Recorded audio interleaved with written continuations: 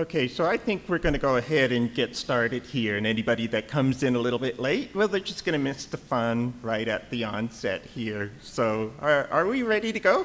Yes. You ready to go? Okay, well, first things first, the most important thing about my presentation is happy birthday to Joomla.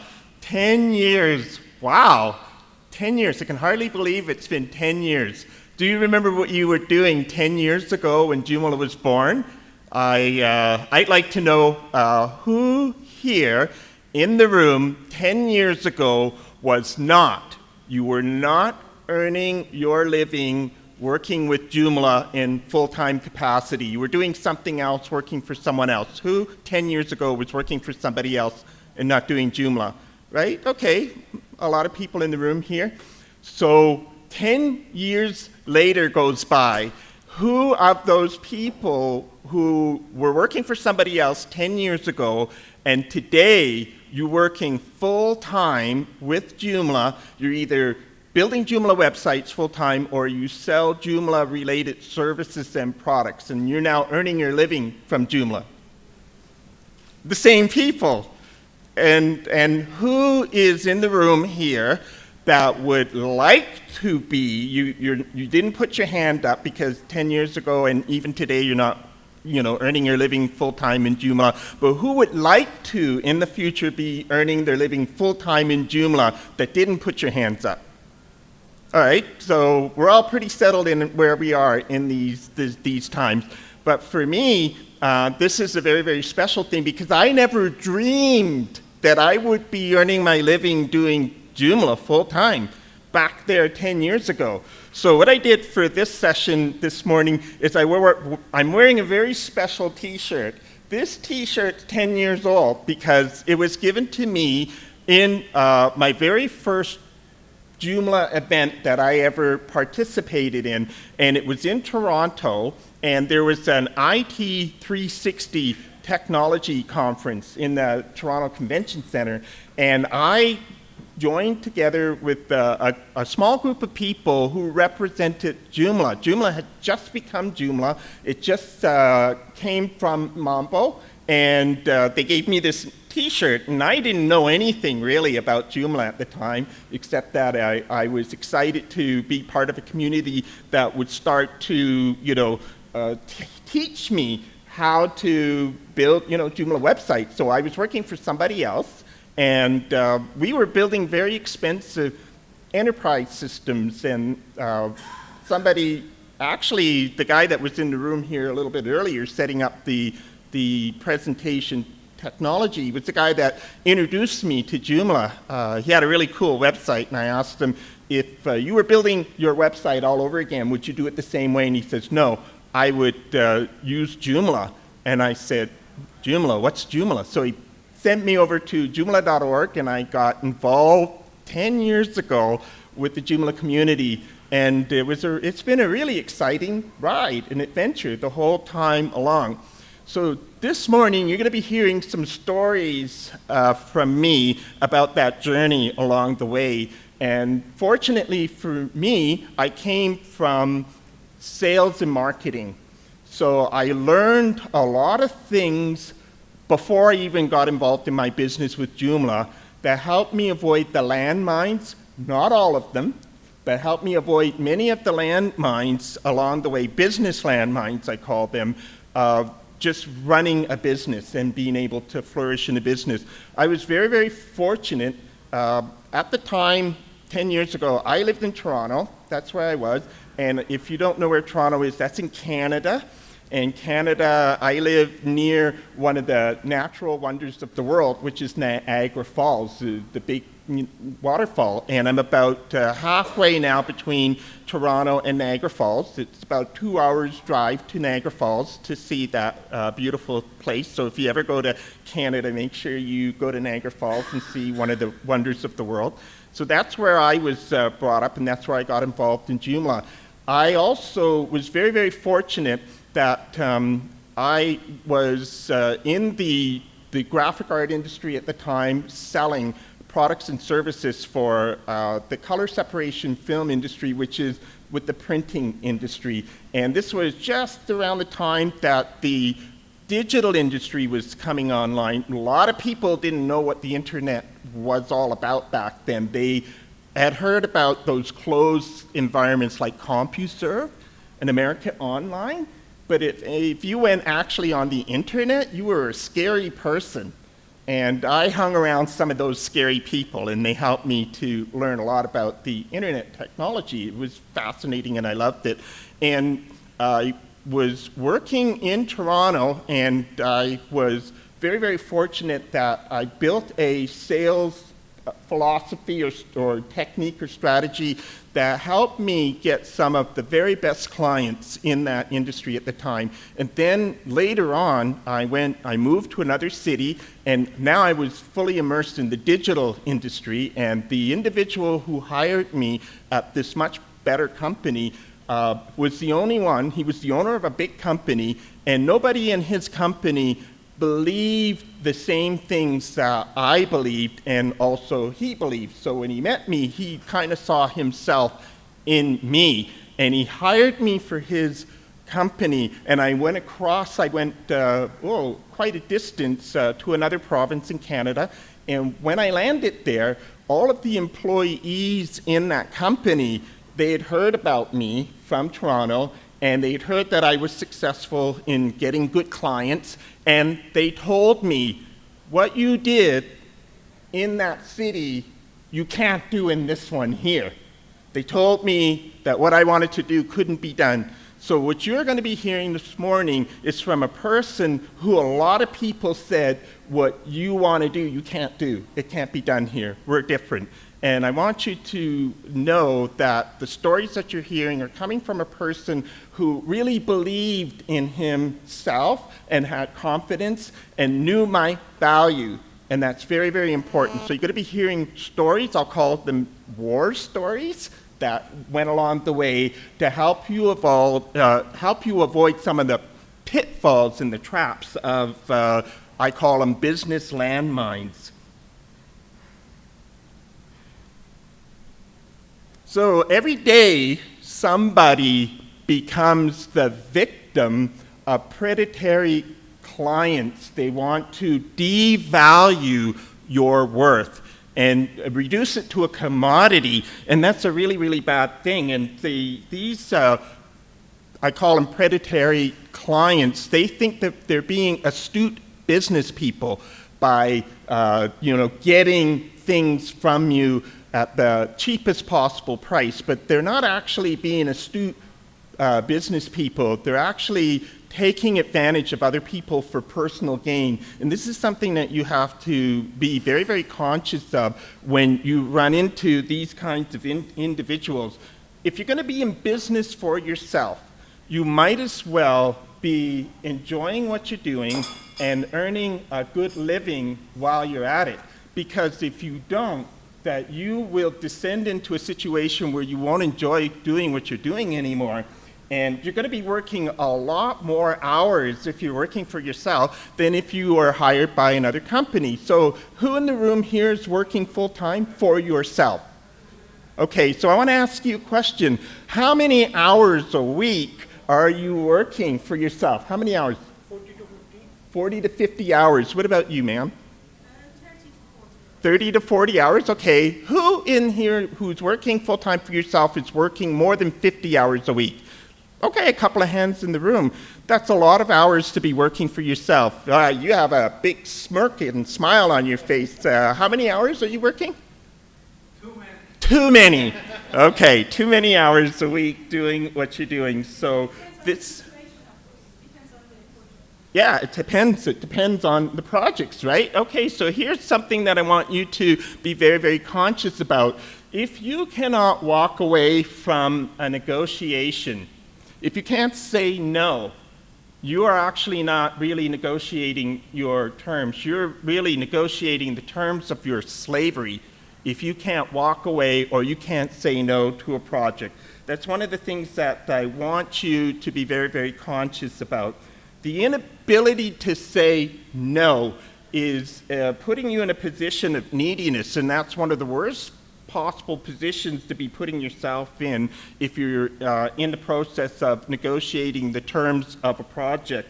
if you are needy, you're going to affect your business in a very negative fashion. And if you descend into doing business from a position of neediness, it'll be very hard to break out of that mold. Now, I have a pro tip for you that I'm just going to throw in here along the way. In your business, if you are getting your work, in other words, you're trying to get, you're hoping to be able to raise the value and the income that you get from your work, but if you're getting work from referrals, people who you've done business for, and you've built websites for people at prices that are maybe less than that you'd hope to get, and you're getting your future business from referrals from those people, you need to find a different way of getting business, because anybody that you that is referred to you, that you've done a job for, are referring people who are expecting to get the same kind of prices that the other person got from you. So if that's what you're doing, you need to say, no, I'm not going to operate in that fashion anymore, and find a different way to get your business. So here's a picture right here of a cake. And this cake represents whatever kind of website that you might be that you would like to be selling to your clients. Perhaps something like a website reservation system, or a large e-commerce site, or a major corporate site with bells and whistles, and this is a cake. And clients who purchase cakes, they have big cake budgets, and they pay well for great cakes, okay? But you build pies, and this is a pie. And this pie represents whatever cool website that you might build. It's not a cake. It's a pie, and it costs a lot less to build than a cake, because it's a pie. And it doesn't do what a cake does, because it's a pie. And you know you probably can build cakes, and you would love to get cake prices. So in an attempt to get those kinds of clients, you try to land a cake job by showing all the lovely pies that you created. Guess what? You're still not going to get that cake job. Okay? The client side is looking for vendors and partners who fit their peer group. And it doesn't matter how nice the website is that you built for that little bakery shop from that small town in your country.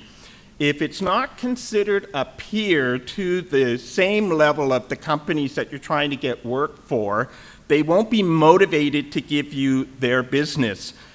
Now, if you specialize in building websites for ma and pa shops, then that's fine. Show the ma and pa work that you do, and you're actually showing, you know, the peer group of the kinds of clients that you're hoping to get work for. Now, it's a bit of a silly example, but I want you to understand that when you are showing these kinds of things to your potential new clients, you need to be aware that really good companies, they are looking for the best vendors that they can possibly get.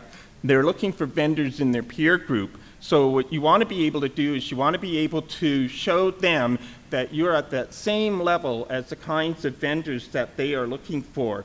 So what you are going to do is you're going to need to show them that you're playing in the major leagues, but you cannot expect to play or get work in the major leagues if you're dealing in the minor leagues all the time. And that's what happens if you're expecting to show the ma and pa stuff to the big clients and hoping to get their work. Nothing that you're going to do is going to motivate them. So what we need to talk about a little bit here is success. And what is success? Successful people are winners, and successful people are passionate people. Successful people are positive, they're upbeat, and they're very, very used to winning. And this particular slogan right here is something that I came across that I realized was true. And I don't know who to attribute this slogan to, But I remember when I saw it that I realized this is exactly what happened to me along the way. I did not set out to have a successful business. It was really never the motivation for me. What I wanted to do is I just wanted to be really good at what I did and make myself the best person for that client, to be very, very valuable to that person. And I saw that this is what had happened to me along the way. There's a business proverb that says this, and I'm going to read it to you. Bad, says the buyer, but when he goes his way, then he boasts. Bad, says the buyer when they're bargaining, and then they get the deal they want, and they walk away, and they start bragging about what a hot deal they got. And you have to remember that that's a way that a lot of business predators think. They're going to say, oh, no, I can't do that. And then afterwards, when they get what they want, they're going to boast about what a great deal they got. And you need to be aware of that, because everybody likes to boast about what a great deal that they got. So you have to avoid the traps along the way. You need to burn this into your thinking. If you're selling your skills cheap, it's a trap. And it makes you an identifiable mark for business predators. It's a really uncanny ability that some business people have for spotting somebody that's selling high quality for really cheap prices. And there's a lot of those people that are around there, and they will never tell you anything other than what suits them. You will never get inside their head, but you need to be aware that if they're going to be buying high quality work, they should be paying high quality prices. So this Bentley here represents a very expensive automobile. It's a Bentley. And let's say this Bentley represents a very high-end website that you can build, but you're willing to sell it cheap.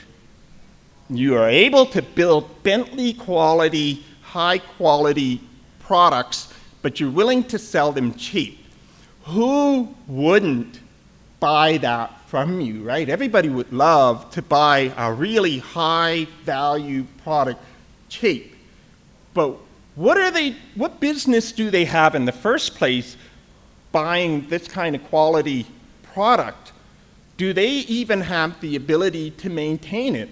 You know, if somebody got this kind of a car, they have to be able to afford to do the maintenance and everything that goes along with it. And of course, you know, if you're going to give it to them, but what business do they have buying this quality of a product? If they are buying this quality of a product, that means that they should be in that group of that category of customer that buys high quality products, and they should be paying high quality prices for those high quality products. But if they're not, and instead that this is the kind of budget that they really have, then you have a problem.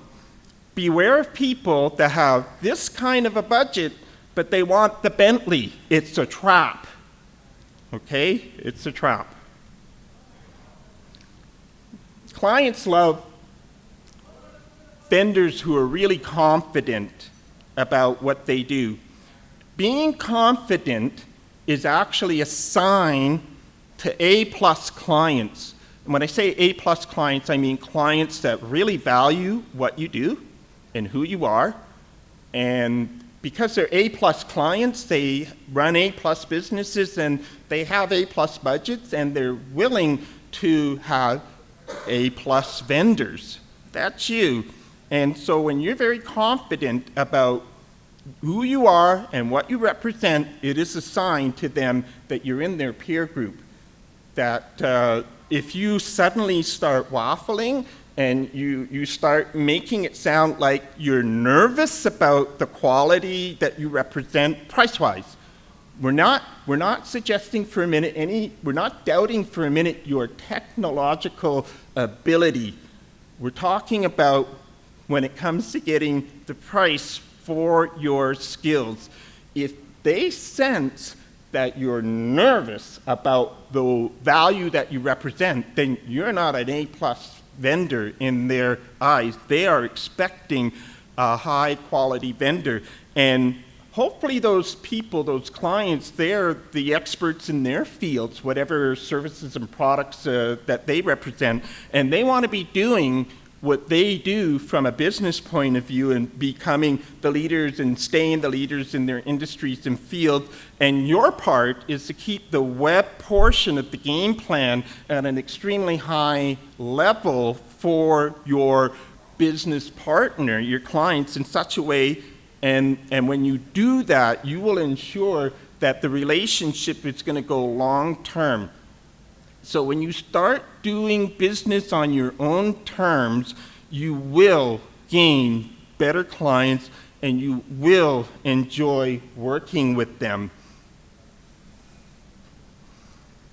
So never compete based on price. I want to share a story with you here that I've shared before, but this is very much worth repeating. I was out visiting a potential client who represented a very large amount of business. And I'm sitting in front of this person in their office, and I'm explaining to that individual, we'll call this person Betty. It was a woman, and she was the manager of a large company's advertising and marketing division. And I'm sitting there and I'm explaining to this person our business philosophy at the company that I'm working for, and why we do what we do, why we pick the technologies that we use, what were the benefits, what were the strengths and the weaknesses of all the different choices that were out there in the industry. And as I'm explaining the business philosophy and how I would like their business and how we would manage and handle their business, suddenly this person got really angry, slammed her hand on the table and said, "I'm really angry." And I was so surprised, I was taken aback because I wasn't quite sure what I said that offended this person. And of course, when this person saw how kerfluffled I had become, she says, no, she said, "It's not you that's making me angry." She said, "The reason I am angry is because here you are bringing me all of this research and facts about the industry and where technology is going, and I'm spending hours and hours and hours doing all this research to find out all these things that you're telling me." And she said, "But my current vendor should be doing this for me, but instead I'm doing all this research and development and I'm taking it to my vendor and giving it to them, hoping that they stay relevant in the business and making sure that they're keeping up with things. They should be the ones that are sitting in front of me here today telling me the things that you are." And that's what had made her so upset. And so suddenly in this individual's mind, I represent a value that that person was not currently getting from their vendor who had a lot of business from this particular company. So when you are able to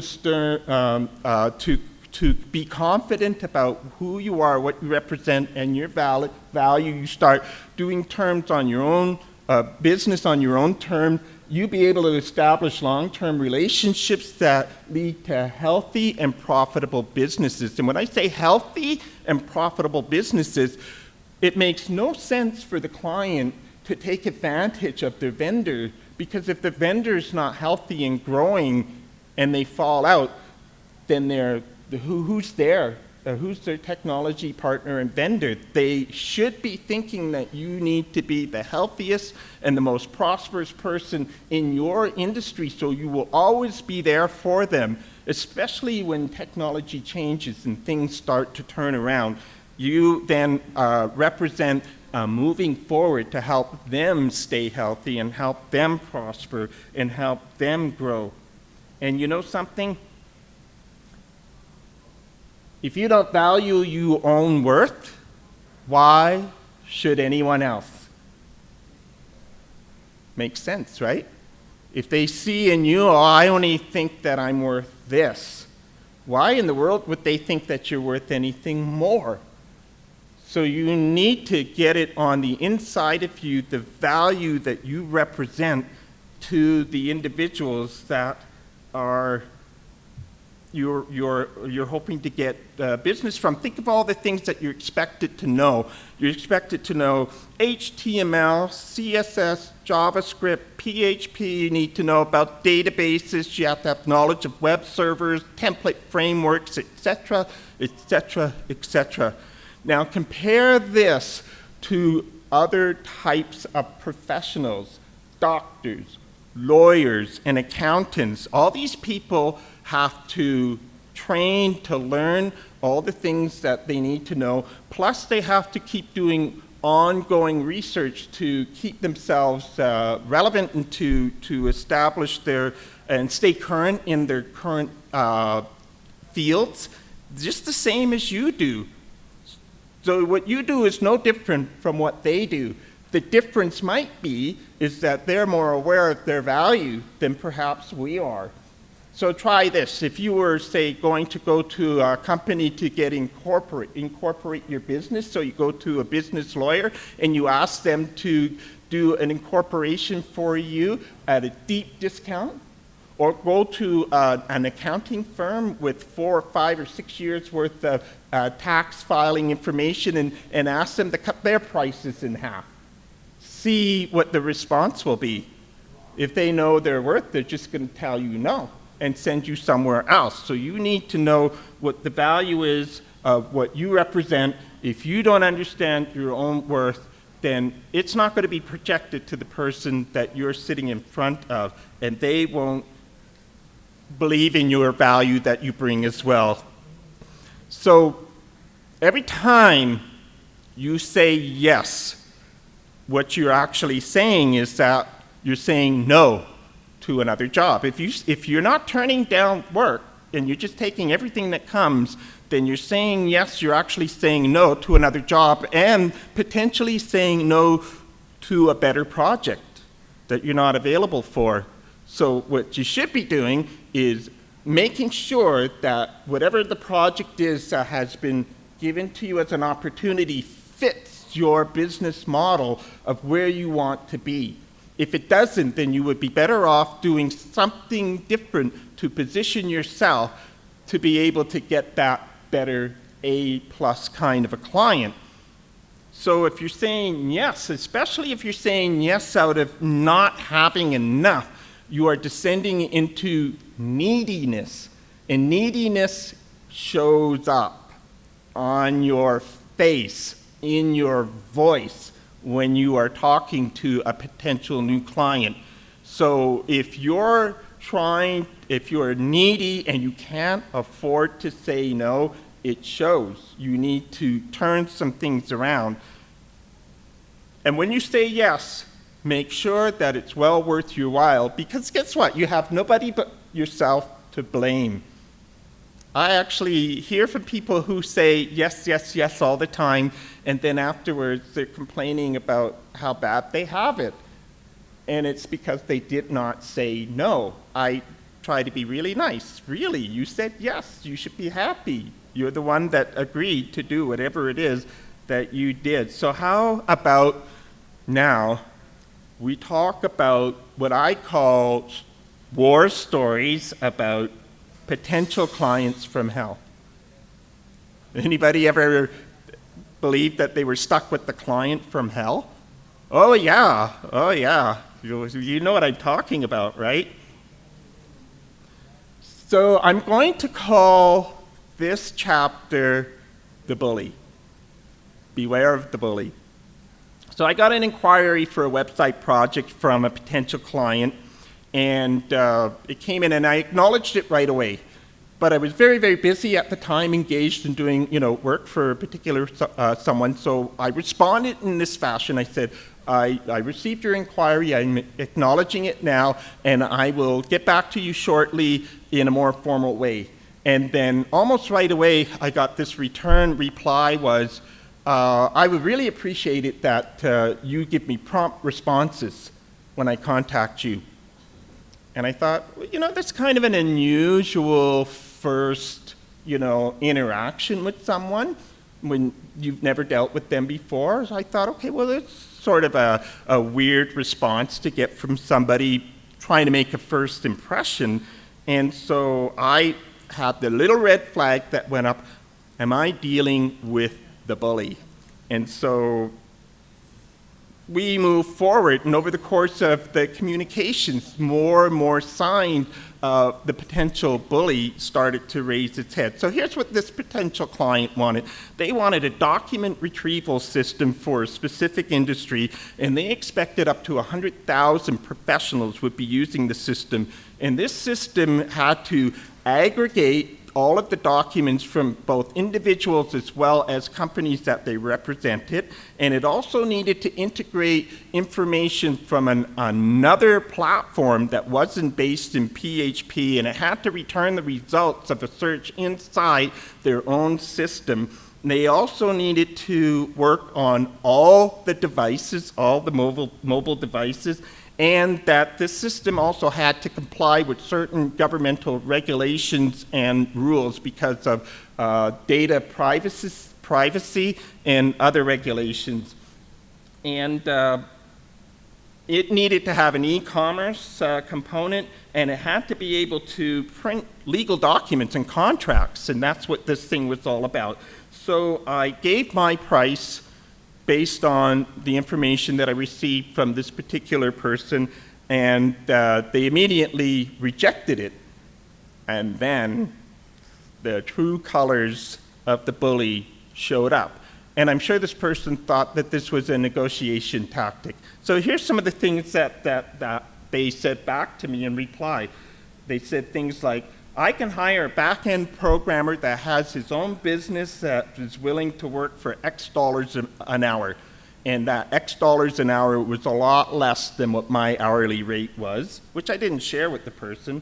And then she said, I can get a front-end guy that I can bring to the business and have him work for shares in the company and a minimum stipend, which means that I can throw this person a peanut for their skills and their work.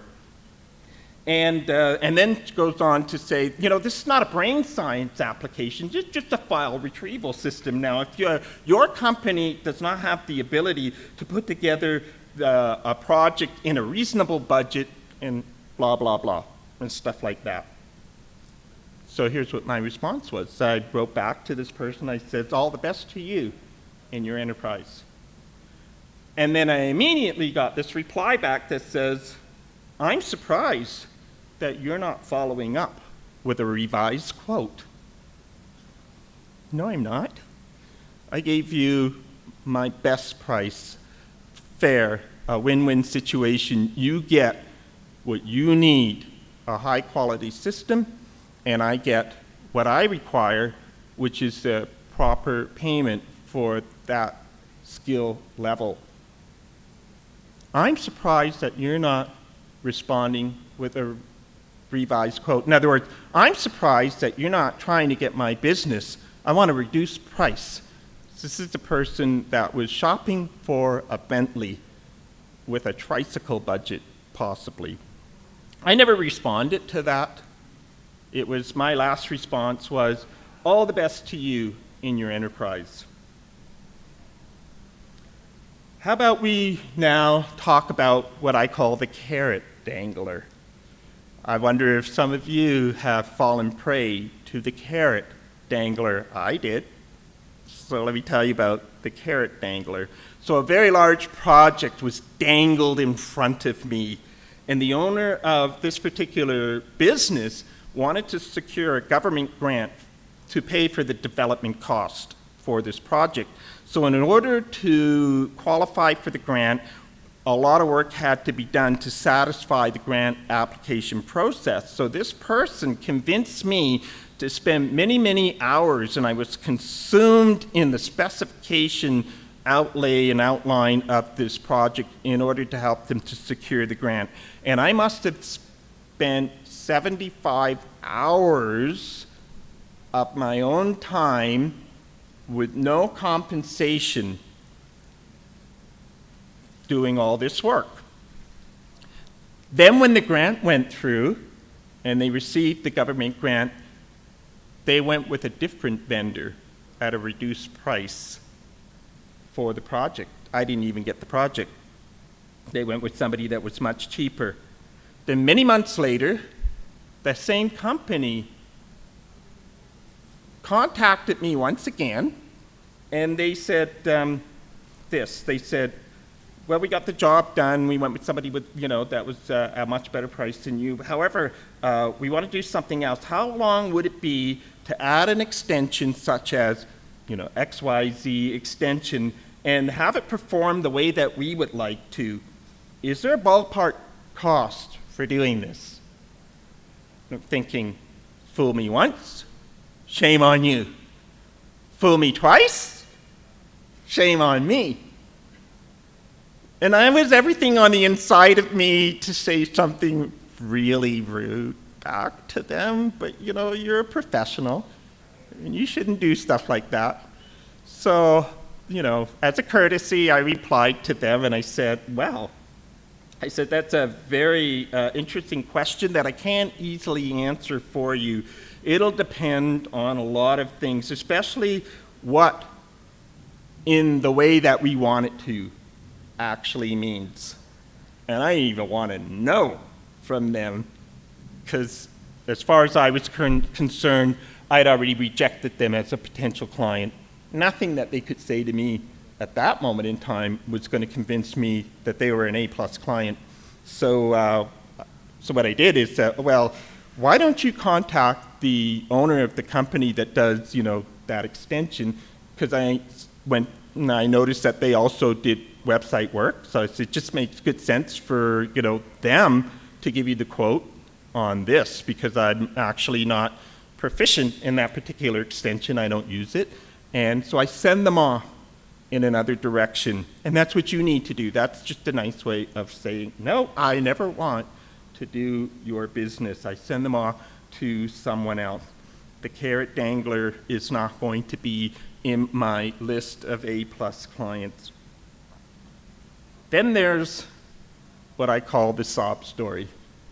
I am sure that many of you have had inquiries from potential clients that fit the category of the sob story. So let me tell you about this trap I fell into.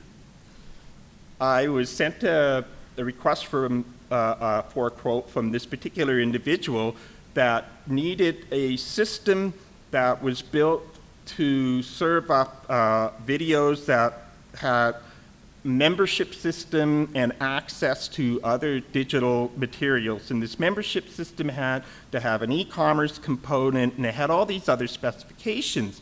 Now, they originally told me, what range of budget that they were working with, and I had originally said to them, I couldn't possibly build a system for you with that kind of a budget. It's going to be a much greater budget that you're going to need if you would like me to do this for you. Would you like me to bother quoting this project for you? And they said, oh, yes. So I went ahead and I did not a real formal quote. Be careful you're not in business to write proposals. You're in business to do work. The proposal should be something that's, once you have a serious negotiation with somebody that is going to be a really great client, then you get into details and you make sure that everything is covered.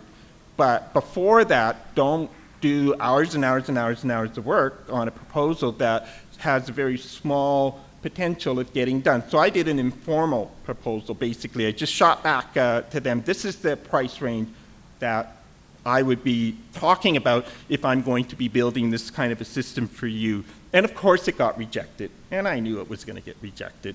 So they said, I simply don't have the money for that.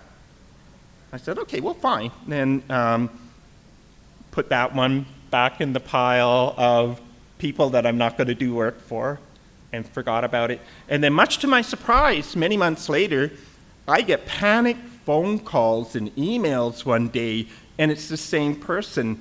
And the communication went along this way.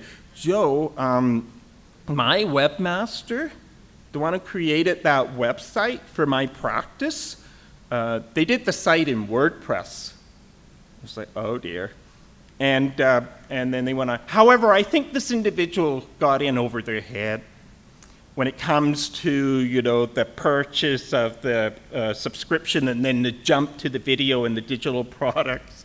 And I need someone to complete this piece, and I need a quote from you. And then they went, time is of the essence, because at this point, the person led me to believe that they could have this website up and running last Friday. And I launched the program at this big professional association convention, and I also made a presentation to a large governmental official, and I have a lot of people lined up to take this online workshop that doesn't work, and I need your price as soon as possible. You ever seen a video of a gazelle that is being hunted by a lion? And that gazelle runs like heck. And when this happens to you, I've heard people say this, is that, here's an opportunity for you now to get a job and get whatever price that you want, because this person is now in a bad situation, they're desperate. Do not take those kinds of clients on. Do you need that kind of that stress, that they're going to be all over you, and it's just going to be a terrible situation. The person made a very bad decision in the beginning. They tried to buy a Bentley with a tricycle budget, and it didn't work.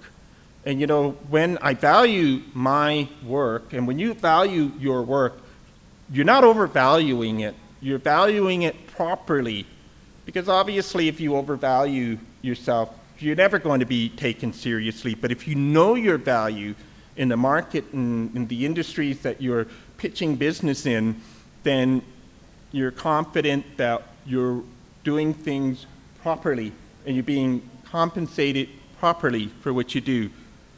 But in this situation, no matter what kind of price that you could get, under these situations, if you take these kinds of projects on, and you're never going to get the opportunity for the better project that comes in. Someone else's problems should not necessitate an emergency on your behalf. They just should not. So beware of the sob story. No price is worth it. So what I'm saying here is, are you saying no, enough? Because you have to remember that the poor clients are plentiful like schools of fish. Lots of fish in a school, if you've ever seen a video, of schools of fish. But there's also great clients out there, and you need to position yourself to get the great client. Good clients, they don't want slaves. They want partners. They want peers. They want people who are in their group. And when you start out, this is not going to happen overnight. You need to earn the right to have good clients. And if you've conditioned yourself for bad clients, then you are going to have to change the way you think. And changing the way you think can be a very, very difficult thing. This is a really great quote, and it's obviously not somebody from the technology industry, but this is really a truth. The difference between successful people and very successful people is that very successful people say no to almost everything. And that's something that you need to learn, how to say no. And success will follow you when you position yourself properly. I've also told this story, which I'm about to tell to you now. I've mentioned it before in a previous talk, but it fits in here perfect. I had done a lot of work to land a major bit of business with this company that I worked for. And at first, when I tried to make my contact with this company, major company in the financial industry, I never even heard back from them. But what I did is I just stayed consistent contacting them, and over a long period of time, suddenly one day, right out of the blue, they contacted me. And they asked me to come in and talk to them. Because what I didn't know all those months where I was trying to contact them, what was going on at their side of the world, or their side of the table, so to speak, is they were trying to fix a chronic problem that they were experiencing with their current vendor. And they were an A-plus client, and they were trying to help their vendor solve a real big technical problem, and it wasn't getting solved. And you need to understand that when a big company or a big potential client is going to make a change, it's painful. It's not easy to do. That's why these jobs are not out there like the schools that fish in cheap jobs. It's a painful process to change your suppliers and vendors. And so suddenly the problem that they had was now big enough that they were willing to go through the pain to change their supplier. So they contacted me. I went in and I was successful in landing the client because I solved the problems for them. And all their business came to the company that I was working for. And it was a lot of business, and it made me a star in my company, because all those people that says what you did in that other city cannot be done here, well, I was working for them at the time when I landed this really, really big client that they had never been able to get before. And now I'm bringing it to the company. And so all the people internally now, I had gained their respect because I had proven that I was confident in my abilities and I stuck to the method. I had someone who believed in me, that supported me and backed me, and boom, now we have this huge, big, successful A-plus client. And I'm really happy in doing the work, and for many, many months, and it was the biggest customer that I had had, you know, and one of the biggest clients that the company had. And then one day, right out of the blue, I get this phone call from their competitor. And this person is on the phone, and they said, "Hello, Joe, I'm so-and-so from such and such company, and we would like you to do for our company what you are currently doing for that other financial company." And I thought, oh, I think I have a little bit of a problem here. I'm concerned about the ethics of having two major companies in the same industry. It was a financial industry, and doing both of your work. I said, I'm not sure that that would be a good thing for my client. And they said, no. They said, we already contacted your client, and we asked them for permission to talk to you. I said, really? Who did you talk to? And they gave me the name of the top decision maker at the client company and said, we talked to this person, and we asked them, could we approach, you know, your vendor, Joe, and his company to do our work? And my client said this. They said, yes, of course you can. Here's the ground rules, just so that, you know, we're both respectful of each other's privacy, of, you know, your content and your material. And so they agreed that, you know, this was all going to be good. And they said, yes, go ahead and contact Joe.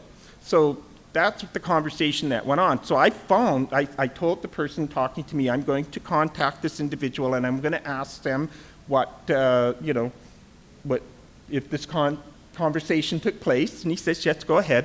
And so I hung up, and then I called my client, and they said, yes, he called us the other day, and he asked if he could have permission to speak to you and your company. And we said yes. And the reason we said yes is that this is going to be better not only for you, it's going to help you grow, and it's going to help you prosper. It's going to make you stronger.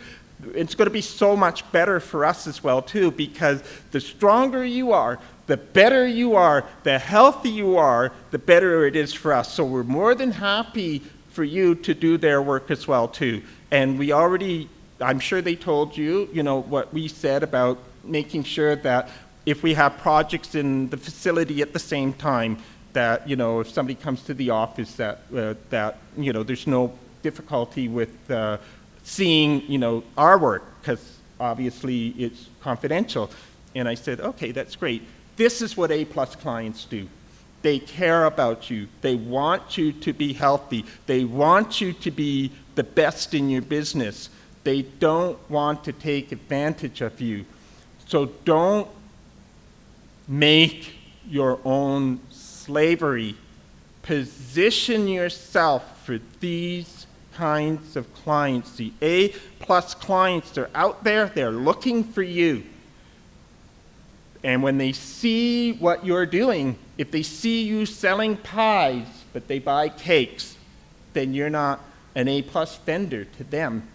You fit a whole different industry. But if you position yourself for those kinds of A-plus clients, then you will gain their confidence. You will get their work. And I will tell you that it's worthwhile saying no to all kinds of really bad potential work that people want you to do at really, really low prices. Say no, and instead develop your business and position yourself to get the A-plus client. Because when you get the A-plus client, you need less of them for the prosperity and the growth of your business than the small one. If you're always doing really low-end, cheap price work, you have to do much, much more of it. So what would you rather do?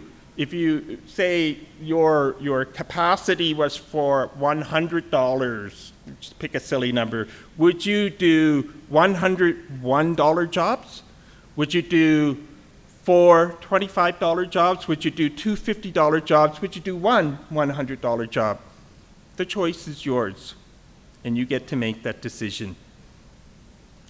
So I hope you heard some things that are giving you that little spark. I'm going to be your biggest cheerleader. You can contact me and say, tell me your stories. I finally said, no, I'm not doing that anymore. And I'm saying yes, and you know what, it's going to take time. But the more success you have, the easier success is afterwards. Do you understand that? I hope you do, because that's the way that you're going to get the best that you can for the skills that you represent. Now, I've given you something today, and I'm going to ask for something from you in return. I do this at every single talk that I do at all of the big conventions like the Joomla World Conference. And this is the question right here, and I'm going to tell you where it is that you can go to answer this question. Imagine you have total authority over the Joomla project, and you are the dictator. What is the one thing that you would change? And here's where you go to give your answer. If you forget this URL, you can always type in how should I change Joomla, and you will find this page. And then I moderate this page, so if you respond to it, might be a couple of days or a day after this that I get the reply back to you, but I will approve it. And I'd love to hear what you say, and you can see and hear what all kinds of other people have said before. Thank you very much for your time this morning. I hope you have a great convention, and it's really great to meet you.